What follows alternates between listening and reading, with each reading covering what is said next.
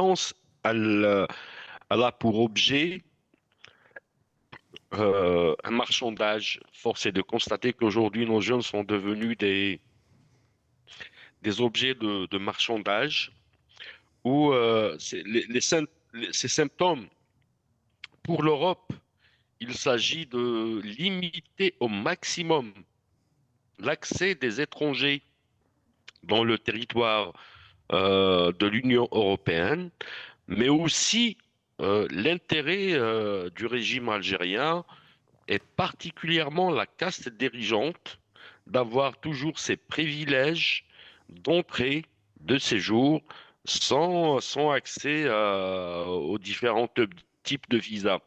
Les différents types de visas, il y a trois types de visas concernant aussi la Belgique, hein. Il y a les visas Schengen, donc c'est le territoire Schengen qui ont adopté la convention de Schengen. Il y a ce qu'on appelle les visas VTL, les visas à territoire limité. Ça concerne seulement l'État, le royaume belge. Et il y a les visas en ce qui concerne la Belgique qui est lié avec le Luxembourg et l'État néerlandais, la Hollande.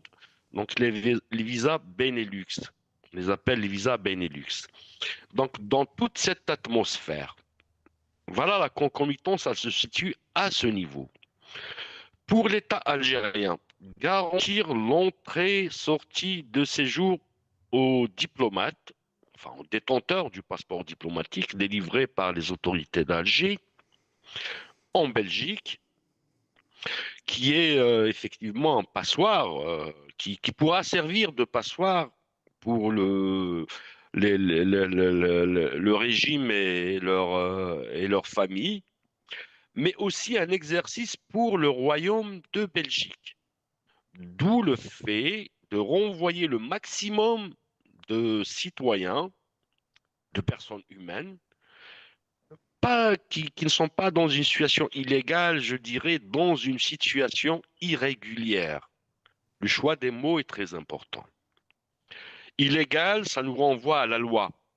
Situation irrégulière, ça nous renvoie à des procédures, à la convocation de la Convention de 1951 et le protocole de 1952 de la Convention de Genève. À ce titre, donc il faut rappeler, et le gouvernement belge, et le royaume belge, et l'État algérien, que la fluidité, la mobilité humaine est garantie par le standard international.